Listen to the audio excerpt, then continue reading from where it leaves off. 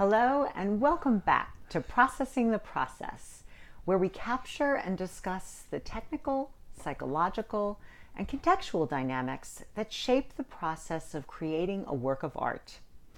Week by week, moment by moment, we're following Jonathan Riddell, choreographer and artistic director of Riddell Dance Theater, as he creates his latest works for RDT's Second Story Dance Project.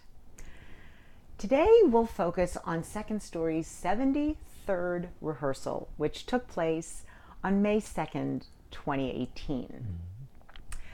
Now, as we noted last week in our videocast, Jonathan has been texting the group the night before rehearsal with a suggested agenda for that particular session. And this rehearsal was no exception, but it included a bit of disappointing news. Jonathan informed us he would have to leave rehearsal early at 11 in the morning. Okay, we could deal with it, but you may recall that we are now experimenting with Lorena arriving at 10:30 in the morning because of her hellishly long commute from her new home. Now, a little bit of quick math tells us that that would give Lorena and Jonathan a mere 1/2 hour of overlap time. And if we give Lorena, say a few minutes to warm up, honestly, that might be nice. For her. They have maybe 15 minutes together. Ugh. Yeah. Well, the news gets a little bit worse because the next morning we all receive a text from Jonathan saying he is sick and will have to miss rehearsal altogether. Now, this is a classic example of contextual, external dynamics impacting the process. And in this case, the external factors at work are unfortunately pretty typical ones, which are childcare problems and illness. So, John, when you're faced with these circumstances, and we know they can come up unexpectedly at any time, number one, what feelings do they evoke? And number two, how do you deal with them? Feelings. Ooh, I would those definitely pesky say those pesky feelings surrounding our own art. It's very frustrating. We are, trying to scrap together the time we can to get a lot of work done as best we can. And so any little bump in the road can feel like a mountain. There have certainly been those conflicts that have felt just crushing because you're Right. just anticipating all this beautiful work getting done and the rug gets pulled out from under you. You just have to keep your eye on the big prize and say this is temporary. This particular week wasn't quite so tragic for my heart, I think, because the childcare conflicts for me were well anticipated. The person who normally watches my kids told me well in advance that she wasn't available this week and next week as well. Lori's conflict with shifting her commute and everything, we anticipated that. So I was already able to rejigger my expectations and come up with an alternate plan. And for that, that precious 30 minutes, what has to be done, that both of us are in the room, and what can be done without me that still will lead to progress on my piece. And luckily, again, I'm working with two highly professional dancers who are able to rehearse, go forward, refine, and comb things out on their own to a great degree. Getting sick all of a sudden was just like, okay, well, you know what? It's just not meant to be. Like I have to just surrender to, the rolling waves that are crashing me against this pillar, and let that be what it is. And I was sick, so I did not feel well. The idea of, schlepping to rehearsal and having to move around was not exactly what my body wanted anyway. So there was actually some relief to that degree. But, again, it's heartbreaking. What can I say? Indeed. So these waves are crashing and sending Jonathan to the doctor. So when I arrive with Mandy, I instinctively look for Jonathan, and then I remember, poor guy, he's not in the best shape right now. So we arrive first, and then shortly thereafter, Lorena and Sebastian comes in. Now, Sebastian, once again, is in high spirits. He literally and figuratively jumps right in with his dump truck, and he's rolling it at top speed everywhere, all over the floor. And I have to say, John, that his enthusiasm and exuberance were contagious. Yes, because I they are. Found He's delightful. He is, and I found myself drawn in, and before I knew it, I am engaging in these silly verbalizations with him over and over and over again, and didn't get tired of it. We had purple circular discs we tossed in the air with abandon. They are magical. I think they might be. And Sebastian had gotten hold of Mom's phone and found every single sound that it could make.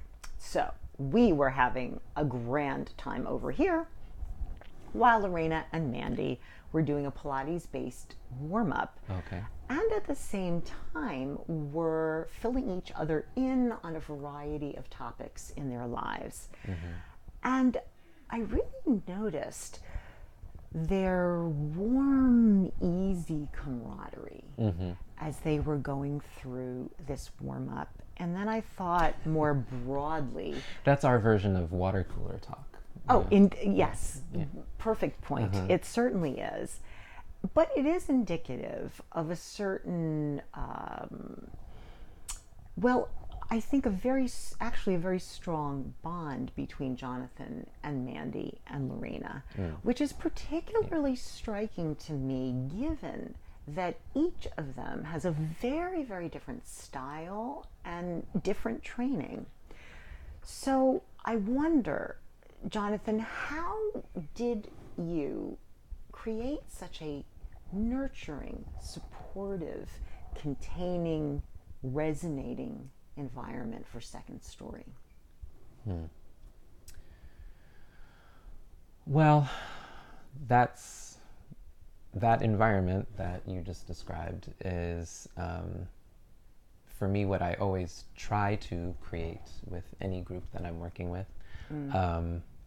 I do feel a nourishing environment and a nurturing environment is going to be the best for art, at least the type of art that I'm wanting to create. I don't thrive on conflict the way some people do. I'm certainly fine with it. I've certainly been able to grow and excel in highly combative environments, but it's not my taste. And if I'm at all in charge in any way, I'm going to try and steer things away from that. I think by and it's like nurturing any relationship. We listen to each other. We talk openly with each other. We laugh with each other. We crack jokes. We also try to clearly communicate about getting the work done. Again, the three of us have long histories of dancing professionally already, so we're coming to the table with a certain work ethic that I think is universal in the industry, at least. So even though our styles and techniques may be very different, what a dancer requires to perform and to maintain their craft, I think is universal within the dance community. I've certainly, one might not be surprised about that because the three of us are modern dancers, but the more I get to know ballet dancers, it's the same. The more I get to know jazz dancers, musical theater dancers, it's the same. So even if the production environment is different, maybe the director brings a different tone to the production or to the company, what the dancers need and require, the focus and the like understanding and the nurturing of what we all go through with our bodies and our hearts and our minds is really the same. I'm actually pleased to say it makes me feel good to know that we're all kind of in that same boat together. Yes, exactly. And you remind one another of that, I think, because you really understand and empathize with one another, even if the details of the dynamic that you're dealing with are not quite the same. The underlying issues and ways of operating are. Yeah. And I also think in terms of how I direct, and I also feel this too from Lori and Mandy when they are directing rehearsals, this idea, and I've mentioned this in one of our earlier videocasts, the idea of giving notes in a positive way and speaking positively, Right. trying to avoid corrections about what not to do, but instead what to do, trying to give each other clear paths to go down as opposed to cutting off ideas, cutting off the creativity. I think that is huge. I think, and that's a ripple effect throughout the whole rehearsal. I think we also trust each other and respect each other. Absolutely. And you need to, anything you want to receive, you have to give. So I have to be trusting and respectful with them, and they return that in kind. And knowing that everybody wants to do their best in the room. And I think that's true any especially at a professional level, but even at a pre-professional level, like there just comes a point where if you show up, it means you want to be there. Right. We're long past any time, perhaps in when, maybe when you're dealing with students, you might have the students who sort of reluctantly showed up that day, and they need to learn how to put any distractions aside so that they can really focus on their work. Once you really get committed to an art form, you want to be there. You want to be doing your best. Yes. And I always have to remember, even when my dancers aren't quite doing it the way I want them to, it's not out of any spite or lack of talent or passion. They just don't have the correct information yet. And if I'm able to search for the right information and give it to them, they will take it and run with it. So it's always remembering, even when things are a little askew looking, nobody's doing that on purpose. Everybody wants to do it well and to please you, the director, or please each other. We're all trying to do our best. And you all work collaboratively to figure out how to do that. Mm-hmm. And speaking of delivering information in a positive way, yes. You may recall that Jonathan had probably a page and a half of notes last week for the ladies on his piece, Brittle Branches. And in fact, this was the first piece that Mandy and Lorena decided to rehearse at this particular rehearsal. Now, thank you, ladies. They hats off to you, John, and they really try to remember all of the details that you went through. But it wasn't so easy, I guess. And much later, Mandy confided that, in fact, she actually remembered quite a few, but about 3 seconds too late each time to be able to incorporate them. So they probably could use a little bit of additional information from you the next time I'm that sure. you three do it together. But when they were about 3/4 of the way through, all of a sudden we hear this bang. And then it's followed by a little voice singing Old MacDonald Had a Farm and this crazy piano playing. And of course, you guessed it, it's Sebastian. And it is, again, pretty funny, except that Lorena and Mandy can't hear the music to continue. So he was banging on the piano in the studio. Oh, yeah. Oh my goodness. Oh, yeah. Okay. That's loud. And it is loud. And they literally could not hear the music to continue the run through. So here I am, just almost instinctively jumping up out of my seat, running over to the piano.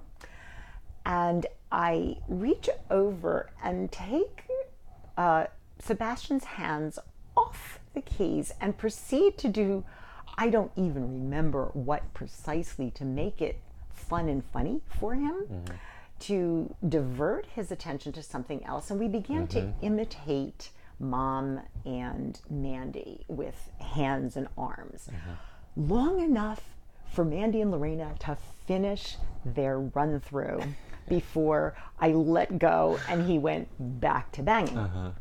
So it's pretty funny, but it did remind me, and I think, John, I would imagine it does for you as well, that my actions at that moment, I think, were pretty typical of those of all of the second story members.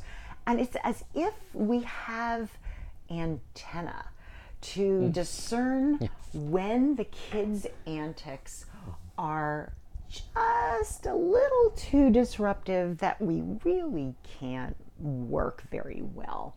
And inevitably, someone will spontaneously figure out a way to distract the kids, to divert their attention from Mom or Dad. And we see that just as creating is a true collaboration, so too is caregiving.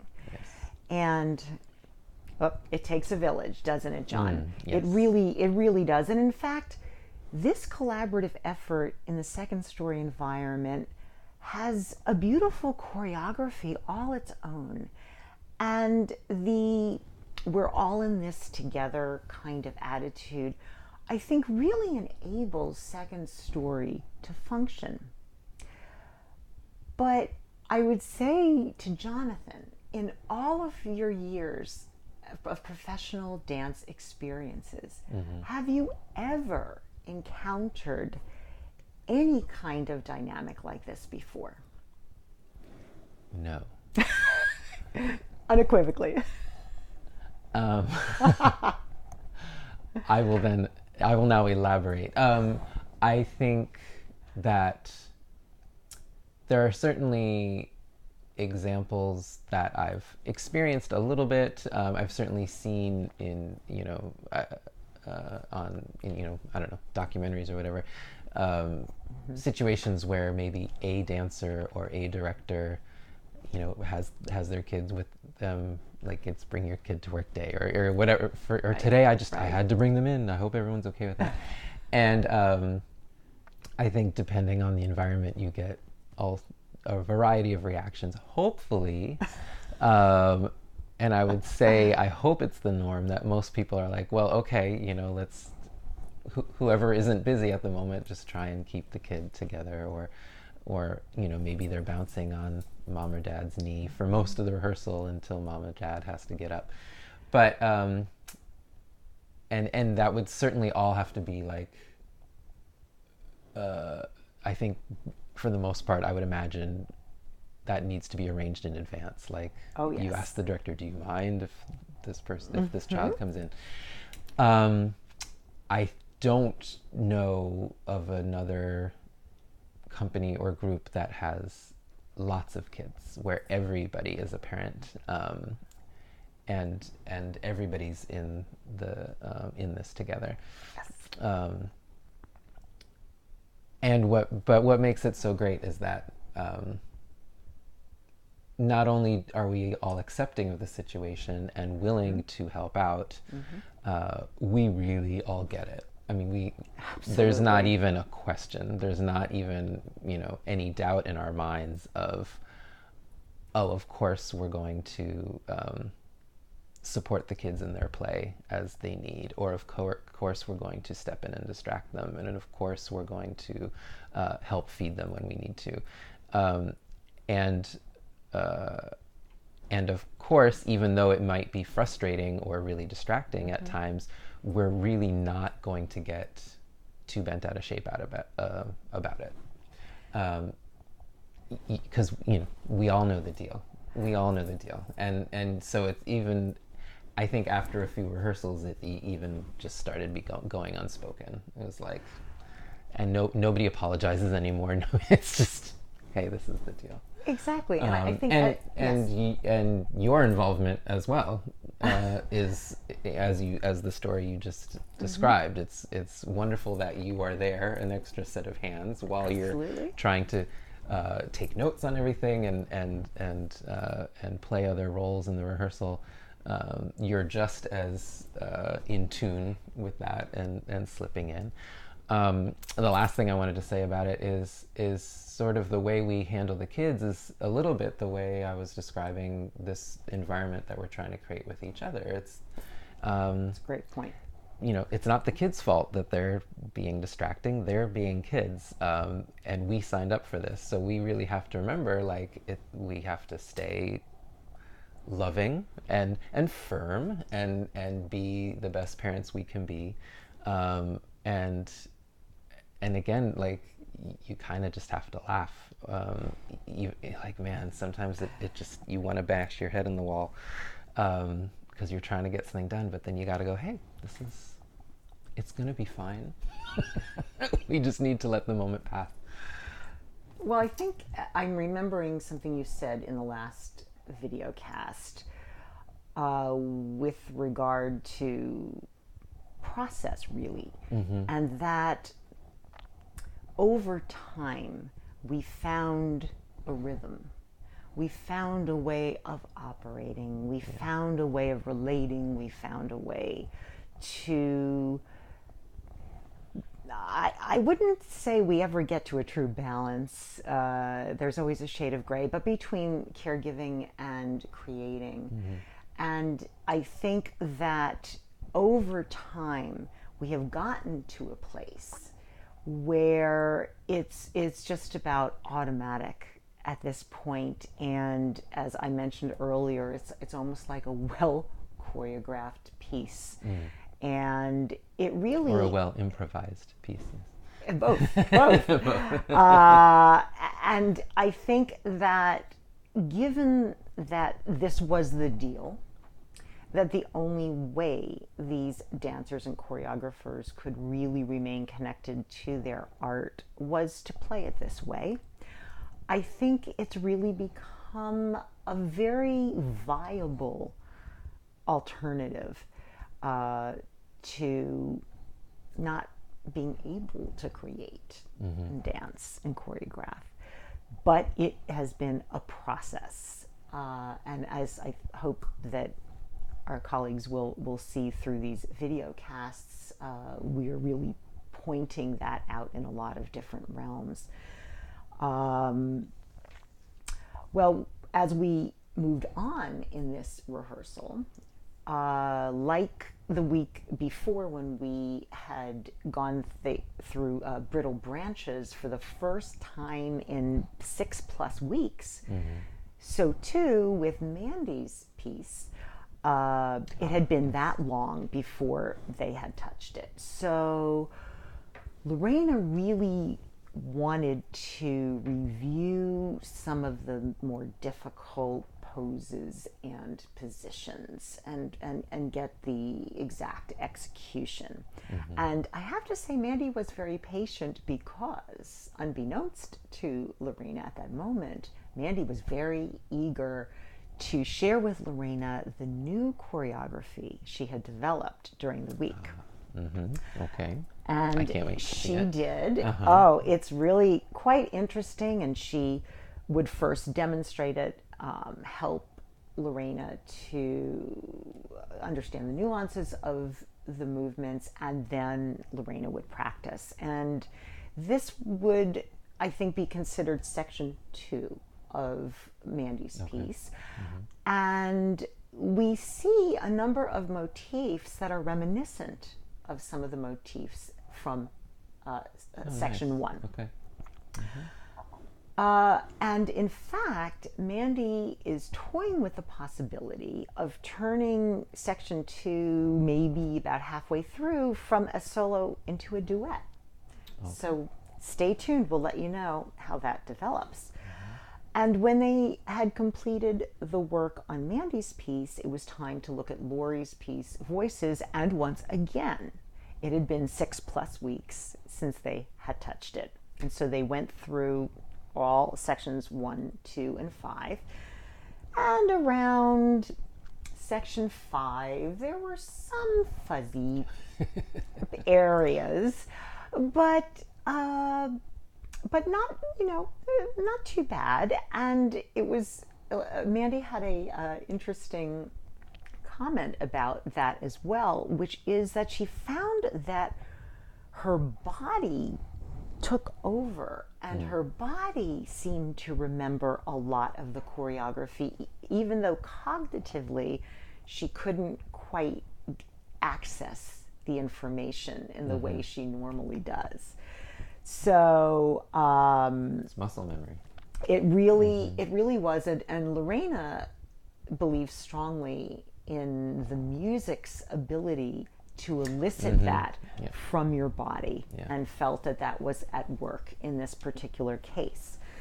Now, John, I imagine that knowing choreography in your bones, so to speak, is certainly the byproduct of a lot of rehearsal. But even if there has been a great deal of practice, isn't there a certain period of time after which that memory is just going to fade, so that it needs reinforcing? And especially, I would imagine there's quite a bit of individual variation, dancer to dancer, in terms of the capacity to retain choreography. I would certainly say so. I mean, again, we're talking about individuals, and not only, their different brains and their different neurological pathways and their different musculatures, language. But so yes, it's going to be different for everybody. But also the amount of time you've spent on a piece, the amount of time that has lapsed since you've done that piece, all of that's going to affect your ability to remember it. Definitely muscle memory will help. Sometimes you absolutely can't picture or think of what the next movement might be, but then you start doing a few movements before it, and suddenly, that movement just slips right out of your body. Suddenly you're doing it, and you go, oh, right, that's what it is, and you're able to Exactly fill in the gap and then keep going with the phrase. And it's can be kind of magical because it's so not cerebral. It suddenly you're suddenly you're just doing it. But yeah, you just never know. When I was performing much more regularly, I mean, I was rehearsing all the time and reviewing all the time. I never just took for granted that I would remember a piece. I would always, anytime a piece certainly was coming back, I was always reviewing it before rehearsals. And anytime you receive new choreography that day, really the professional habit is to review it that night, so that at rehearsal the next day, you probably review it one more time before rehearsal, so that you just start with the you hit the ground running with the next rehearsal, and you don't have to go, oh wait, what, and maybe the director will give you time at the very beginning of rehearsal. Okay, let me throw on the music, just go through it from memory once, and now we're going to run it again so I can really see you do it. I mean, you really have to do your homework. In our situation, we don't have time for homework. Exactly. We are full-time parents. So we give each other a lot of latitude with our memories. And our memories are filled with, school schedules and where can I get this toy on sale? Like just such random stuff that it's like so yeah, we are gentle with each other in terms of giving each other more time to review things. And again, that's part of the understanding and part of the trust. Like I also trust that, because the times where we have led up to a performance, that's really when the homework does kick in and everybody does what they need to do, and we get the job done. True. And as you pointed out last week, that's why preemptively you've planned on revisiting Brittle Branches every single week. And as you mentioned, of course, there will be some that we won't be able to, but with that intention, it helps to counter the situation that you just described, which is, again, for our colleagues, remember, we rehearse one time a week. And with all the various external challenges, it's often less than that. Mm-hmm. So it's quite challenging, given John's description of professional life where you're reviewing constantly. Well, in this context, it's very, very difficult to find that kind of time. And so it sounds like you've figured out the best ways to kind of get around it, and of course relying on the fact that the three of you have years and years and years of training and professional experience, and what a pleasure to be associated with them. But that certainly is a big factor in being able to pick it back up, I think, even after a layoff. So with regard to voices, Lorena had a couple of notes for Mandy, and one in particular struck me and thought I would share it with you, which is that Lorena wants Mandy's movements to correspond exclusively to the singing voice in the music. So if the singing voice stops, Mandy needs to be still, and Mandy doesn't resume movement until the singing voice resumes singing. So it was very, very interesting to me to see how that actually plays out. And also, at the end of rehearsal, Mandy and Lorena chose to revisit two phrases from Brittle Branches that were kind of nagging at them because they were difficult to really nail down.